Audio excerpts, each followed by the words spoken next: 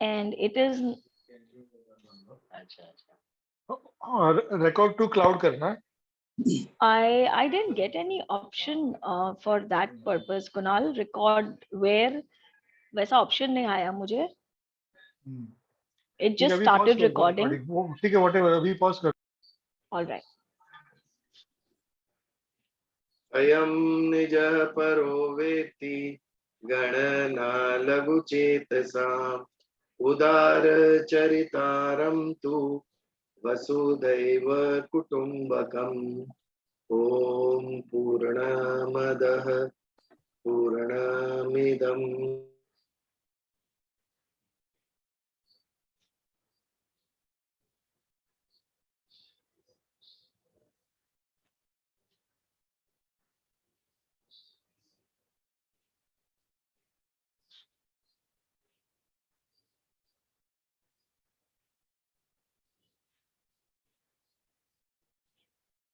Bijal, can you please unmute yourself, because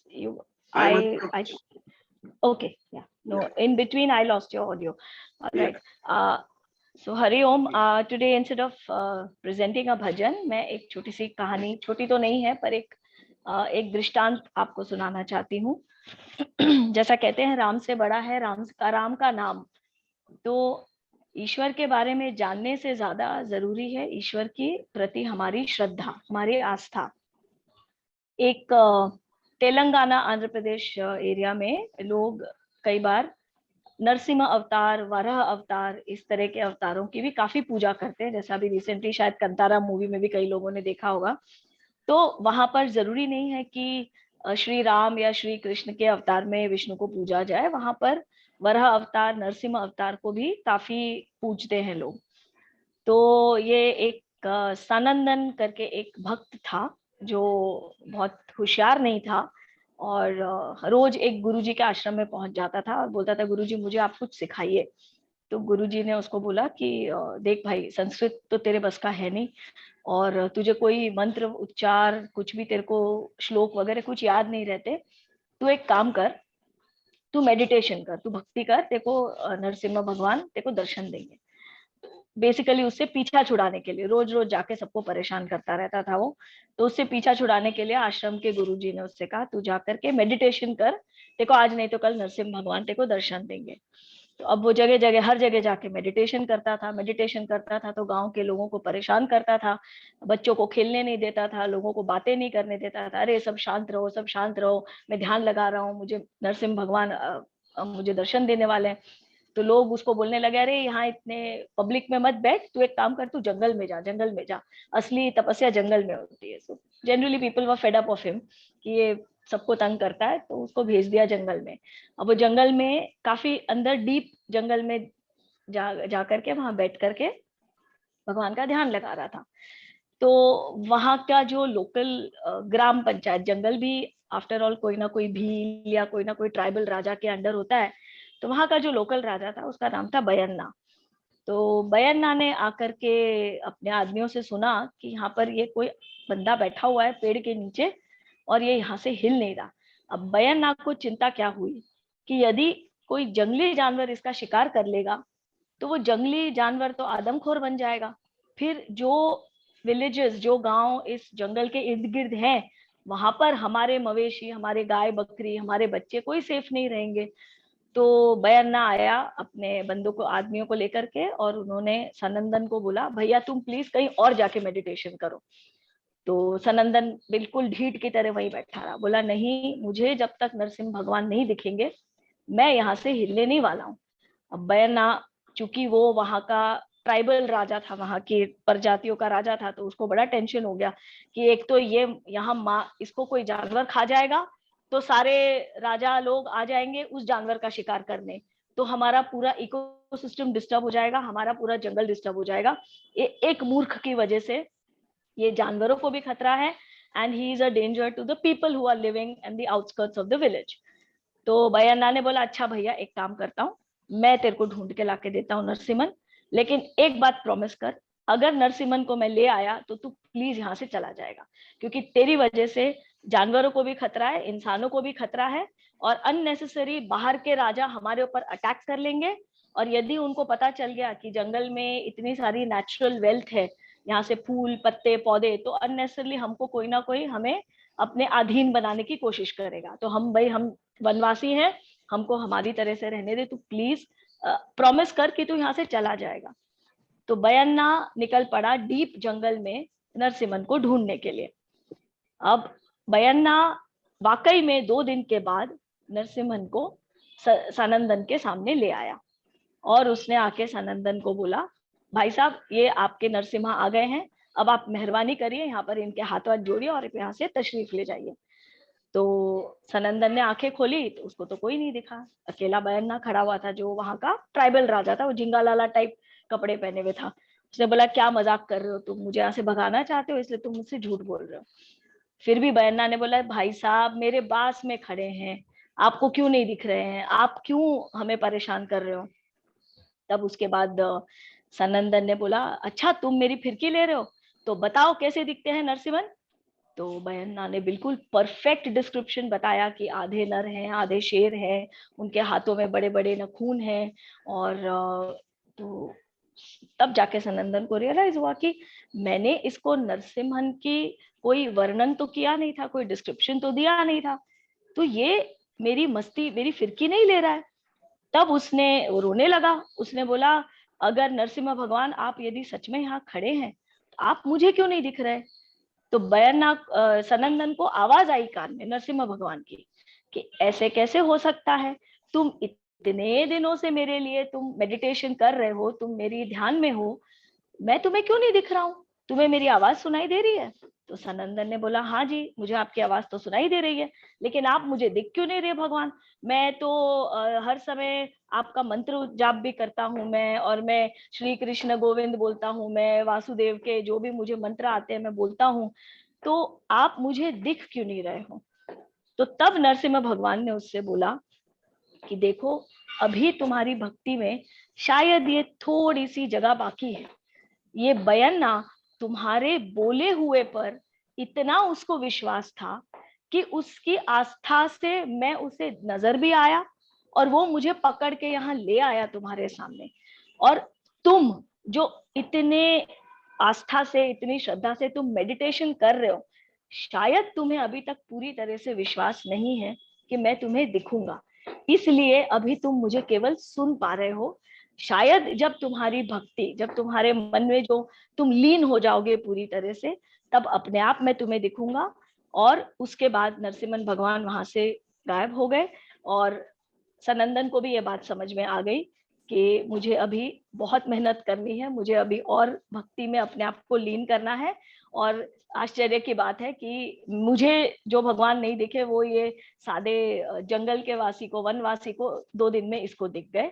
so basically इस story का मकसद यही है कि कभी कभी बहुत भक्ति में अपने आप को डुबा देना, जैसा लास्ट टाइम बीजल भाई ने बोला था, अपने आप को एक यज्ञ के रूप में अपने आप को हम पूर्ण तरह से समर्पित कर देते हैं, तो उस तरह से आस्था शायद ज्ञान से कभी कभी बड़ी होती है। डेफिनेटली। जय श्री कृष्ण। आस्था कभी नहीं हमेशा ज्ञान से बड़ी रहती है।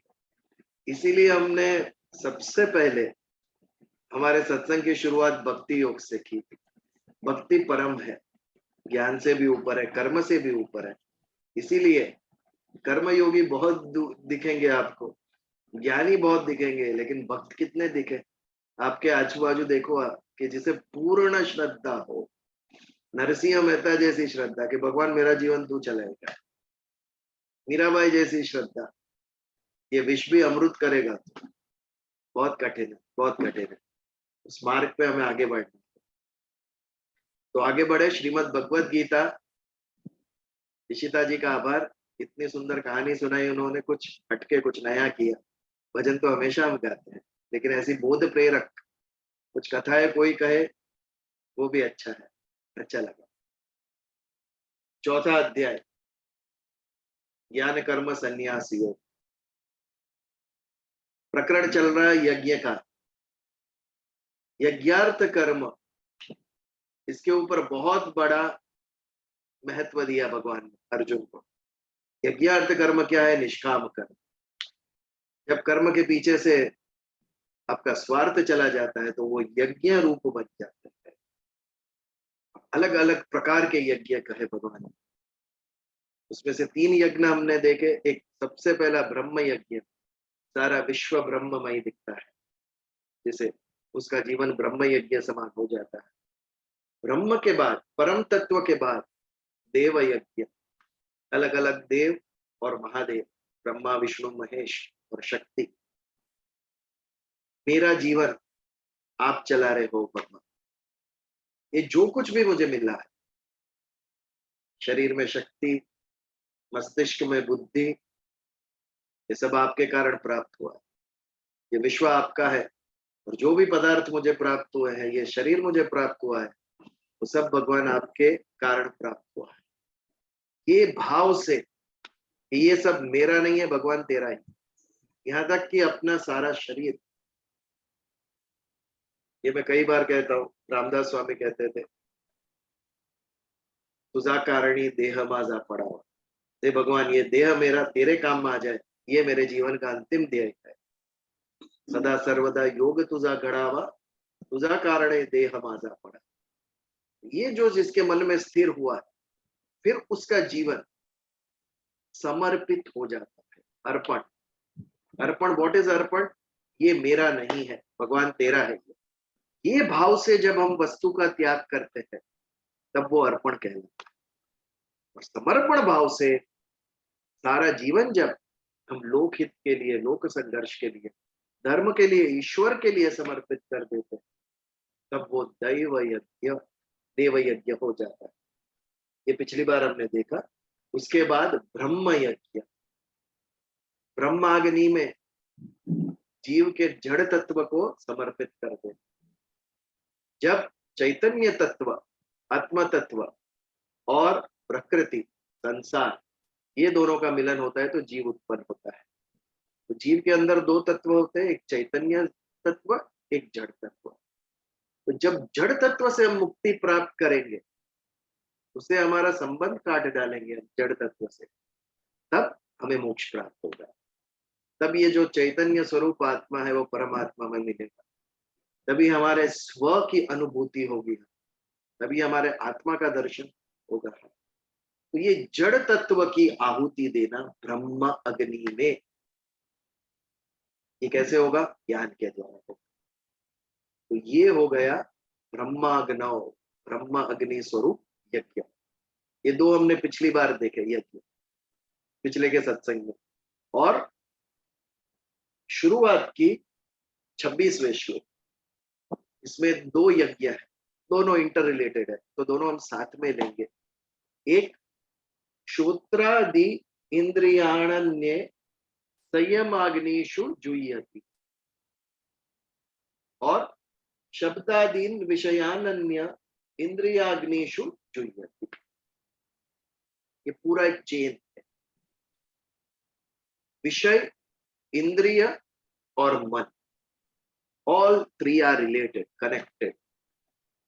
हमारी 5 इंद्रिय,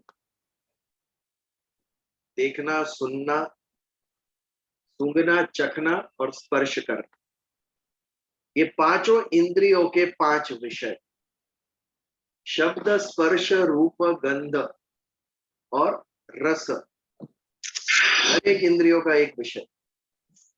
जो स्वाद है, जो रस है, वो जिह्वा, जबान को ही अट्रैक्ट करता है, अन्य किसी विषय को अट्रैक्ट नहीं करता है।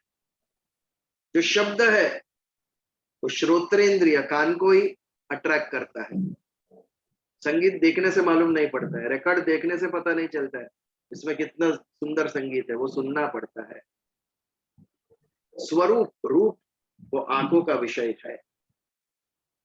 तो जब विषय और इंद्रिय मिलते हैं, तो मन के अंदर इच्छा निर्माण होती है। सबसे पहले हम कामना की व्याख्या देखें। व्हाट इज कामना? इच्छा क्या? जब विषय और इंद्रिय मिलते हैं तो क्या होता है? जैसे गुलाब जामुन हमने खाया, तो सबसे पहले हमें ज्ञान हुआ, ये गुलाब जामुन है, इसके लिए इसको ज्ञानेंद्रिय कहा। हमारी जिह्वा को, जबान को ज्ञानेंद्रिय क्यों कहा? उसके द्वारा ज्ञान हुआ कि ये क्या खाया हम, इसके लिए ज्ञानेंद्रिय। और ज्ञान होते ही या तो राग या तो द्वेष उत्पन्न होता है इंद्रिय के अंदर। यदि पसंद आया तो राग उत्पन्न हुआ, आसक्ति, और नहीं पसंद आया तो द्वेष। कई लोग ऐसे हैं जिनको मीठा पसंद नहीं है खाना, उनको यदि मीठा खिला दिया तो द्वेष उत्पन्न हुआ, और जिसको पसंद है उसको खिलाया तो राग उत्पन्न हुआ, और एक लाभ। तो ये जब इंद्रिय और विषय मिलते हैं, उससे सुख और दुख की अनुभूति होती है। यदि ठंडी में किसी ने एसी फास्ट कर दिया तो दुख की अनुभूति, और समर में किसी ने एसी चालू कर दिया तो सुख की अनुभूति। सुख और दुख दोनों रिलेटिव है, परिस्थिति के ऊपर डिपेंडेंट है। तो ये जो राग और द्वेष क्यों उत्पन्न होता है? इंद्रिय और विषय के मिलने से राग और द्वेष उत्पन्न होता है।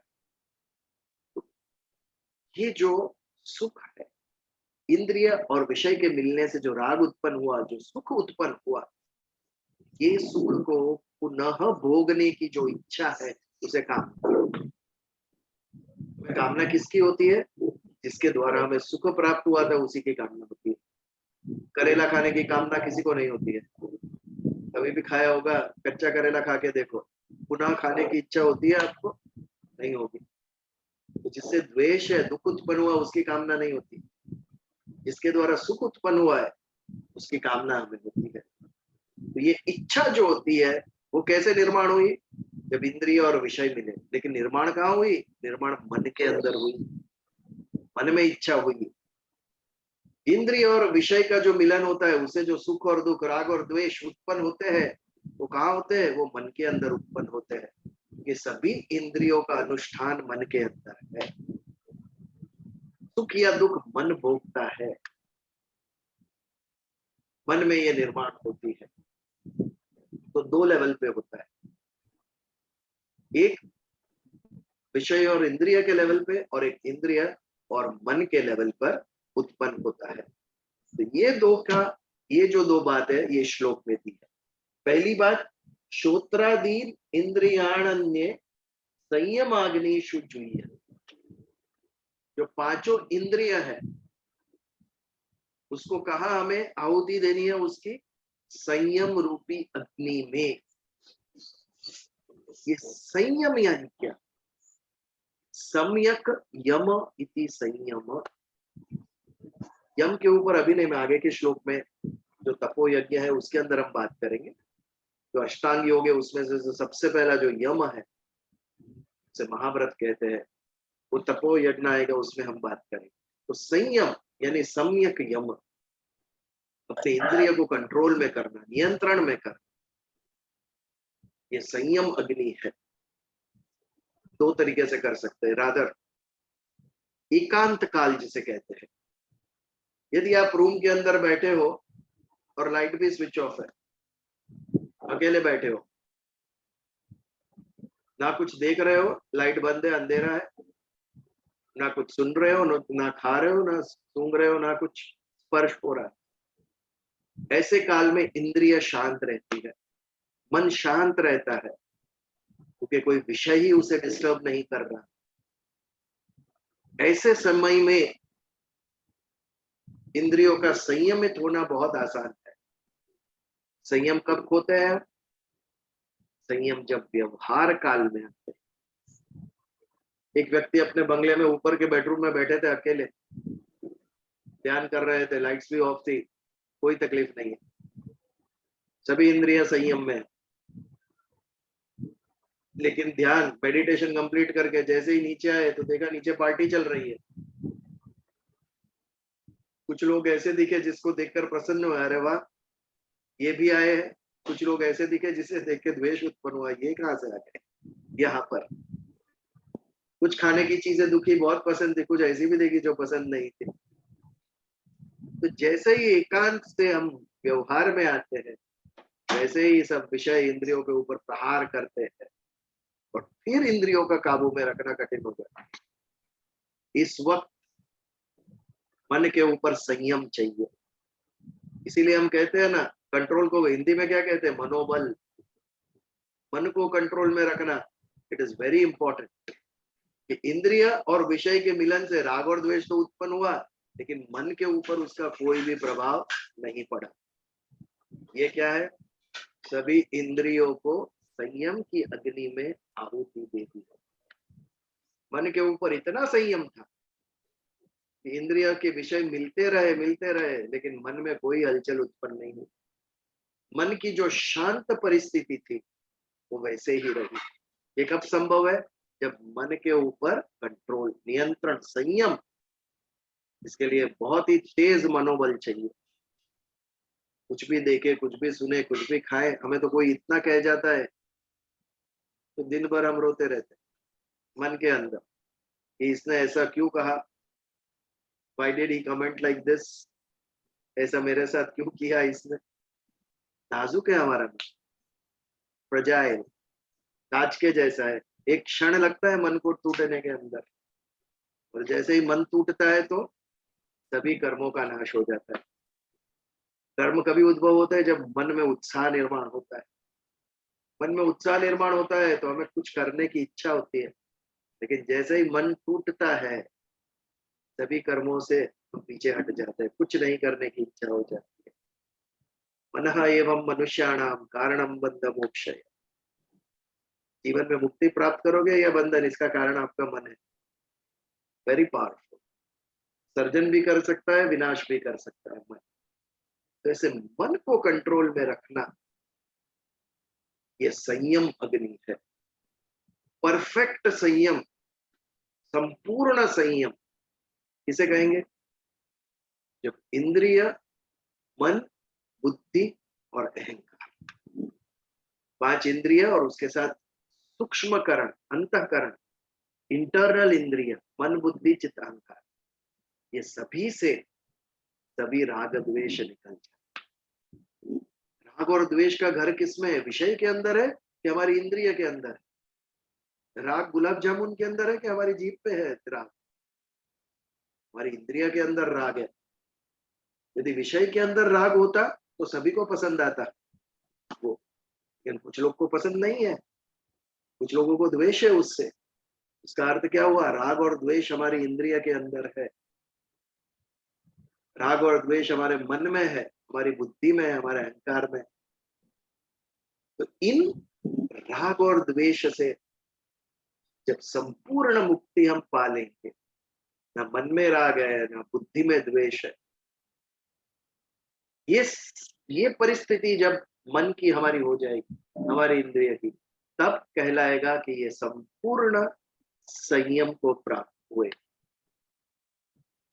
सूक्ष्म देह, अंतकरण एवं बाह्यकरण, 5 ज्ञानेंद्रिय, सभी के अंदर वो राग और द्वेष से मुक्त हो गए, तब उसे संपूर्ण संयम, परफेक्ट संयम कहलाएगा।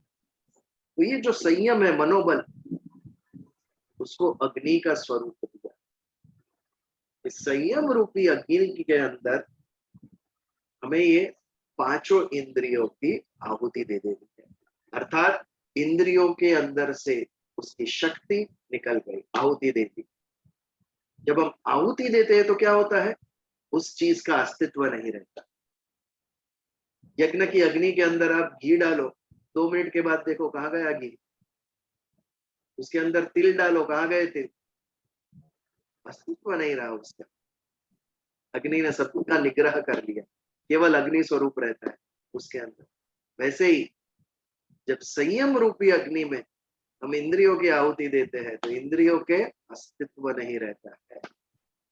आंख देखती है लेकिन मन के अंदर कोई राग द्वेष उत्पन्न नहीं करती, कान सुनते हैं लेकिन मन के अंदर कोई आपकी स्तुति कर गया या निंदा कर गया, कोई फर्क नहीं पड़ता। हम जब बचपन में कहानियां पढ़ता था तो ये संतों का जीवन देख के हमें लगता था उनको असर ही क्यों नहीं हो रही है। लोग उन्हें उनकी पत्थर मारते थे, गालियां देते थे, कोई फर्क नहीं पड़ता था उनको, कि उनका संपूर्ण संयम प्राप्त कर लिया था उन्होंने। कान स्तुति सुने तो भी फर्क नहीं पड़ता था, निंदा सुने तो भी फर्क नहीं पड़ता। कि जब सभी इंद्रिय को संयम रूपी अग्नि में आहुति देंगे, उससे राग द्वेष से मुक्त हो जाएंगे, इतना स्ट्रॉन्ग मनोबल हम उत्पन्न करेंगे, तब उसे क्या कहेंगे? संयम अग्निषु जुह्यति श्रोत्रादि इंद्रियाणानि अन्येन, यानी केवल श्रोत्र नहीं, पांचों इंद्रिय, सभी इंद्रिय जब संयम रूपी अग्नि में, यानी संपूर्ण संयम, व्हाट इज संयम? राग और द्वेष से मुक्त इंद्रिय, इसमें जब हम उसकी आहुति होगी, तब ये संयम रूपी अग्नि में जब ये डालेंगे, तब उसे यज्ञ कहेंगे। ये हो गई एक बात, विषय और इंद्रियों का मिलन हुआ, लेकिन मन के ऊपर कोई असर नहीं हुआ। ये इससे भी ऊपर की एक बात, फर्स्ट है शब्दादीन विषयान्य इंद्रियाग्निषु जुह्य। इंद्रिय को संयम रूपी अग्नि में हमने समर्पित किया, यानी मन के ऊपर उसका कोई विकार उत्पन्न नहीं हुआ, मन के ऊपर कोई हलचल नहीं हुई, कोई असर नहीं हुआ उसका, इन सिंपल वर्ड, मन के ऊपर कोई असर नहीं हुआ। लेकिन उसके एक आगे कष्ट है,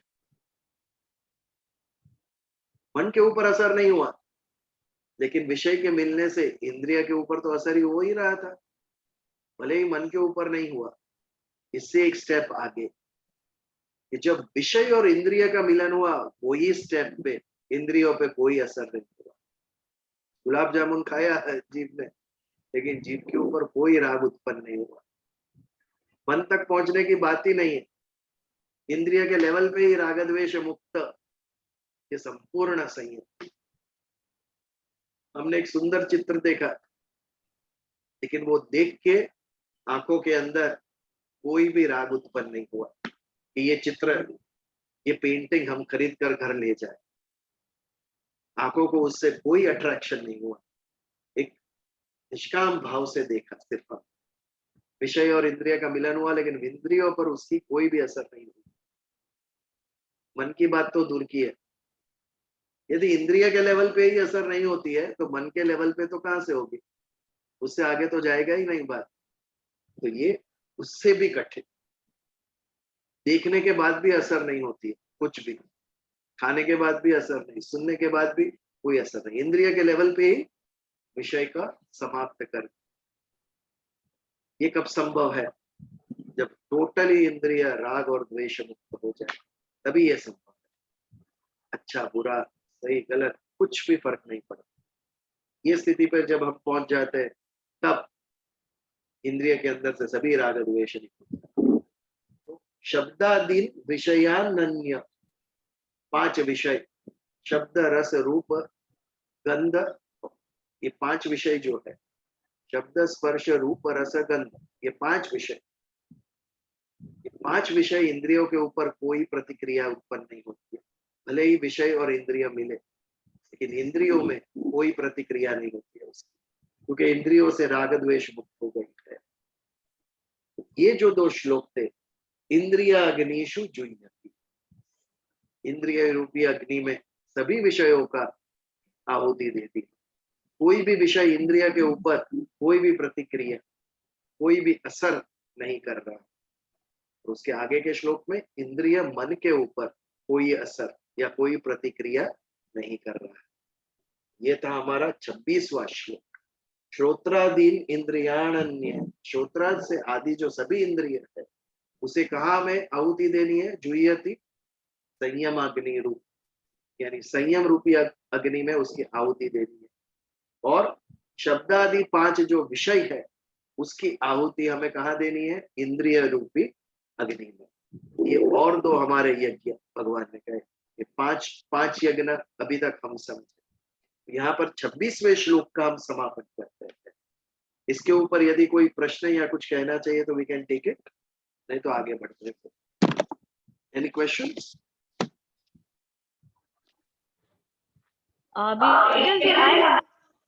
I just it's not a question, it's just one small query कि इसमें ये जो इसमें why is sound given priority, मतलब जब हम senses of hearing जो है उसको individually क्यों, why not? पांच इंद्रियां जब हमने बोल दी, तो इसमें श्रोत्र सुनने वाली जो इंद्रिय है उसको एक विशेष, उसको क्यों मेंशन किया गया है? क्योंकि ये सबसे आदि तन्मात्रा है शब्द। आप अवकाश, अवकाश के अंदर पंच महाभूत से रिलेटेड है ये। अवकाश के अंदर क्या है? स्पेस के अंदर, स्पेस के अंदर खाली साउंड, शब्द है, ओनली साउंड, हाँ, और रेडियो कोई उसकी फ्रीक्वेंसी। तन्मात्रा नहीं है। लेकिन जैसे आप आगे बढ़ोगे, हाँ, अग्नि के अंदर क्या है? साउंड है और उसके साथ रूप भी है, रूप ऐड हुआ। फिर जल लोगे तो साउंड है, स्वरूप है और टेस्ट, जल का टेस्ट भी है। वैसे एक एक आप आगे बढ़ोगे तो वैसे पंच तन्मात्रा, हर एक विषय में एक एक तन्मात्रा ऐड होती है, लेकिन बेसिक इज साउंड, श्रोत्र, उसकी एक ही तन्मात्रा है, सुनना, दैट्स ऑल। अच्छा, और इसके लिए एक पांचों, तो एक श्लोक में पांचों इंद्रियों का नाम नहीं ले सकते, इसके लिए जो मेन थी, बेसिक थी, सिर्फ उसका नाम लिया है और उसके साथ अन्य कह दिया उसके साथ। Good that you asked. Nitin भाई का केવું છે? बोलो ना। I just wanted sir. You are to mute. share something. हाँ बोलो। કે My pleasure. મોરારીબાપુએ એમ કીધું છે કે બધા हिंदी हिंदी नितिन भाई। Hello, can हाँ। you hear me? Yes, yes, yes. Am I audible? Yes, you are. Yeah. No, I just wanted to share a very small thing which Morari Bapu used to say in one of his pravachan, that કાનનું મૌન છે તે સૌથી અઘરું છે. શું અઘરું છે? કાનનું મૌન સૌથી હા. અઘરું છે. મતલબ you can be silent, you can close your eyes and you can say કે ભાઈ મારે કોઈ ઇન્દ્રિય મને હેરાન ન કરી શકે.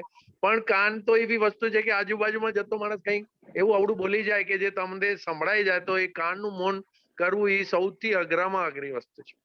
તમે કાનને બંધ ન કરી શકો, આંખોને બંધ થાય. Exactly. Yeah. That is all. Yeah. પણ એટલે એ इसके लिए दिस श्लोक वाज वेरी एप्ट। ये जो हमारे विषय है कान का सुनना, उसे इंद्रिय रूपी अग्नि में उसको स्वाहा कह दो। शब्द कान पे आए लेकिन उसकी असर कान पे कुछ ना हो, और उससे आगे मन पे तो बिल्कुल ना हो उसकी असर। इसके लिए ये श्लोक अगर डीपली देखा जाए तो हमारे रोजमर्रे के जीवन में ये श्लोक बहुत इंपॉर्टेंट है।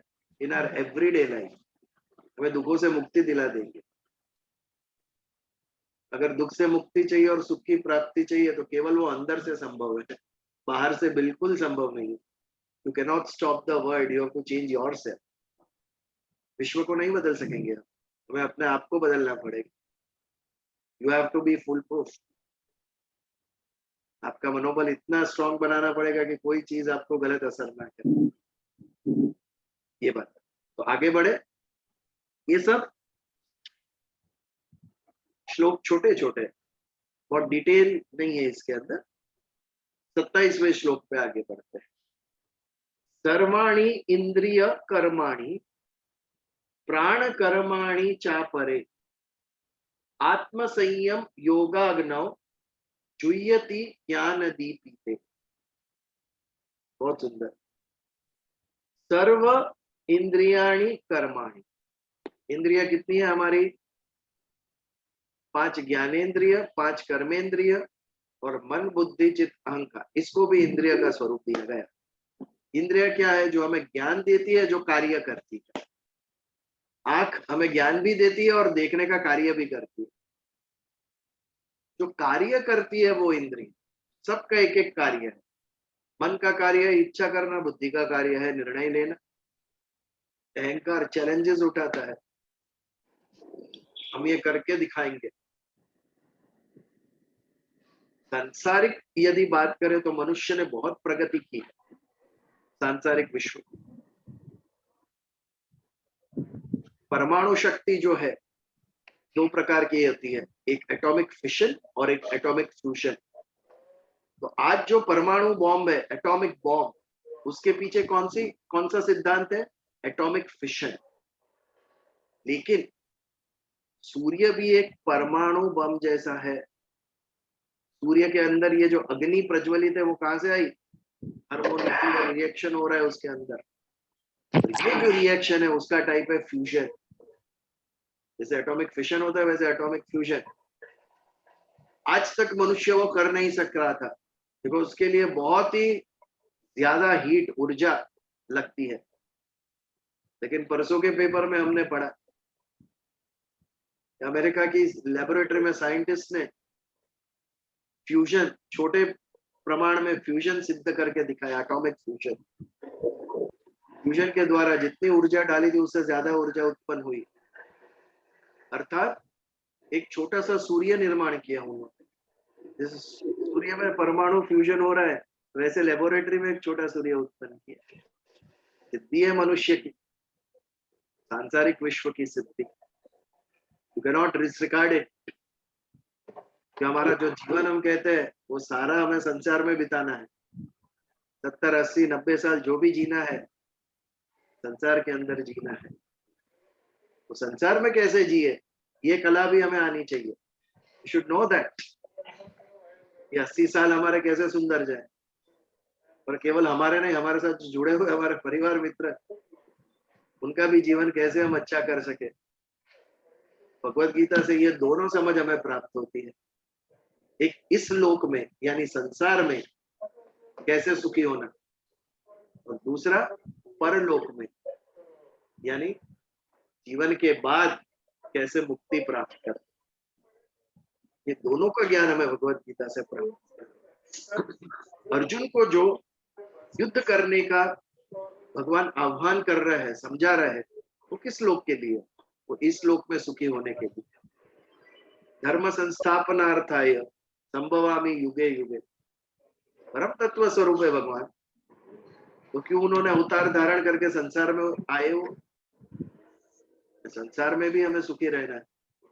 हमारा जो जीवन है 80 साल का, उसे भी हमें समझना है। और इस जीवन को सुखी कैसे बनाए उसका ज्ञान भी हमें प्राप्त करना है। इसमें भी भगवत गीता हमारी मदद करती है। परलोक और इस लोक, यह लोक, ये दोनों में हम कैसे सुखी हो इसका ज्ञान भगवत गीता से प्राप्त होता है। ये जो जीवन प्राप्त हुआ है, आत्मा ने शरीर धारण कर लिया, तो अभी इस शरीर को अच्छी तरीके से उपयोग में लो। जिस हेतु के लिए ये शरीर प्राप्त हुआ है भगवान जी वो हेतु सिद्ध करो। 11 हो गया, ट्यूशन में भी आ रहा है नितिन भाई, आज। हाँ, just switch off, no, mute your. तो सर्व इंद्रियाणि कर्माणि, इंद्रिय के द्वारा जो हम कर्म कर रहे हैं, सभी कर्म इंद्रियों के द्वारा कर रहे हैं हम लोग।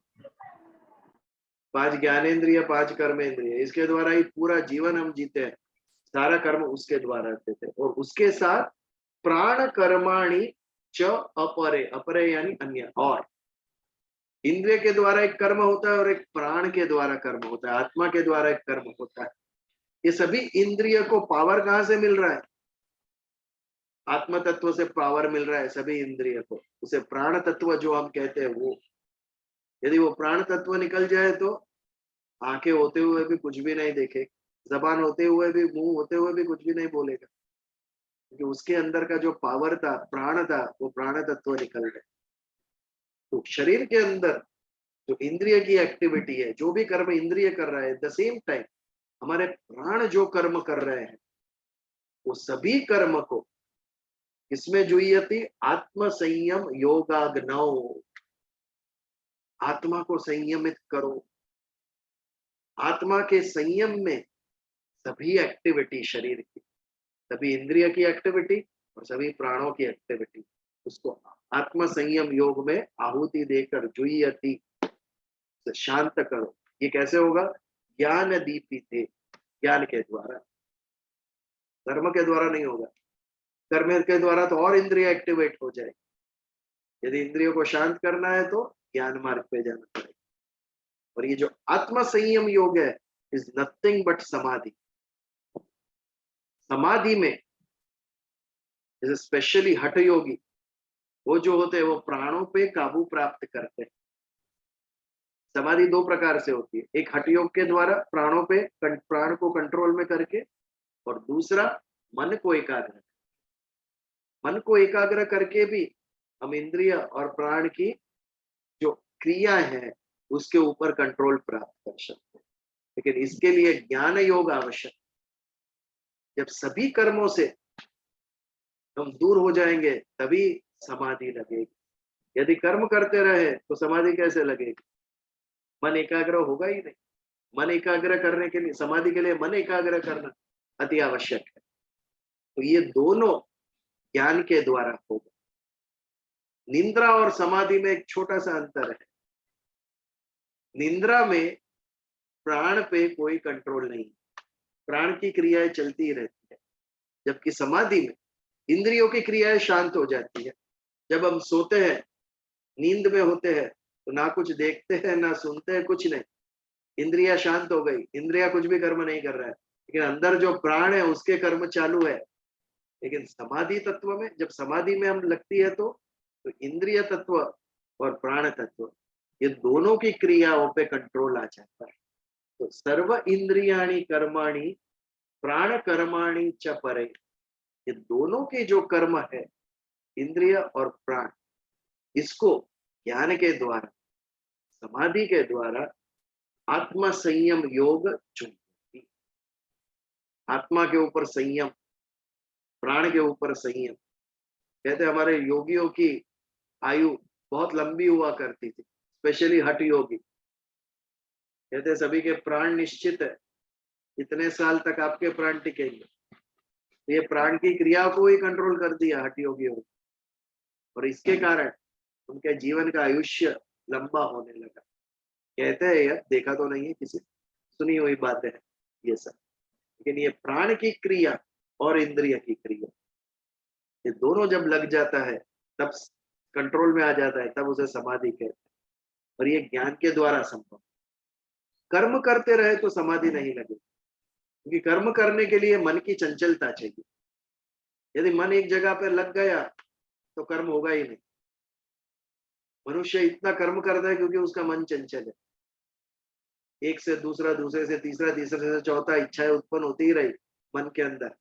इसके लिए हम सारा दिन कर्म करते रहे, सारा दिन कर्म में हम प्रवृत्त रहे। लेकिन यदि मन स्थिर हो जाए, तो फ्रीज हो जाए, तो मन नो कर्म, आदमी जिधर बैठा है उधर ही बैठा रहे, कुछ इच्छा ही नहीं, सुबह से शाम ऐसा ही पत्थर के जैसा हो जाए।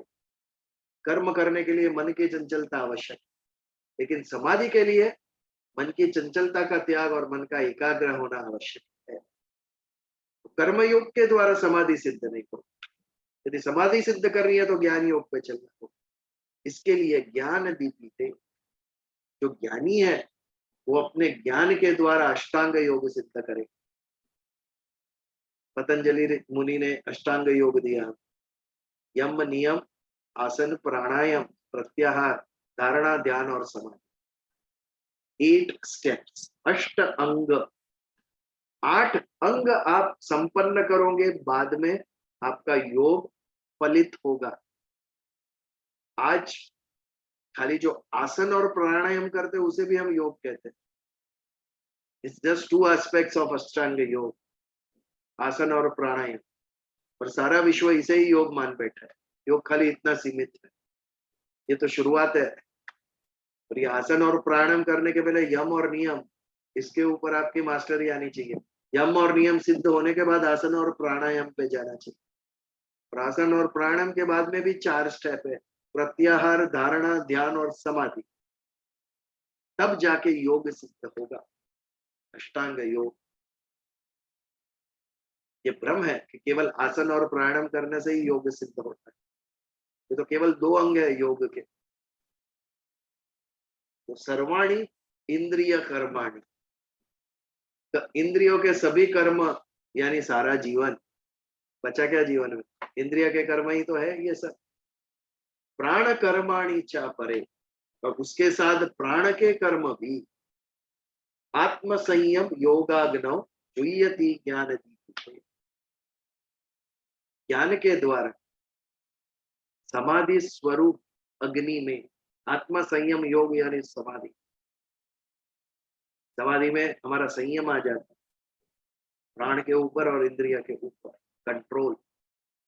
ये जब आ जाता है तो उसे आत्मा संयम योग ये भी कहते हैं। समाधि में सभी कर्म को आहुति दे दो। ना इंद्रिय कुछ कर रही है, ना प्राण कुछ कर रहा है। ये हो गई समाधि, निर्विकल्प समाधि, आत्म संयम योग। इसमें आप आहुति दे। तो ये था हमारा 27वां श्लोक। ये भी एक प्रकार का यज्ञ। ये सभी आप देखोगे, ये हमारी नॉर्मल जो यज्ञ की धारणा है उससे कितने अलग है। और ये तो मुख्य यज्ञ कह रहे हैं भगवान।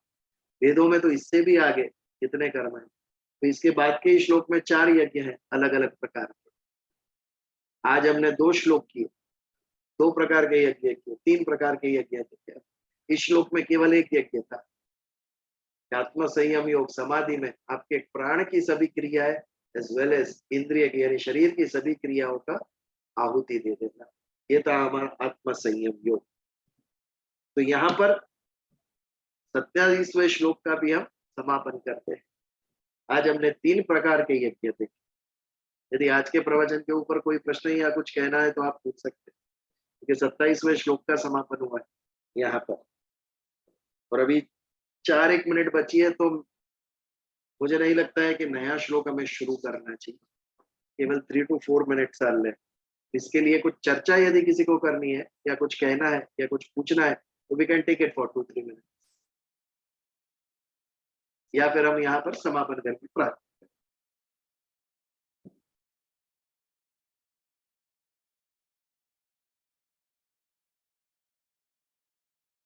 चलिए तो प्रार्थना करें।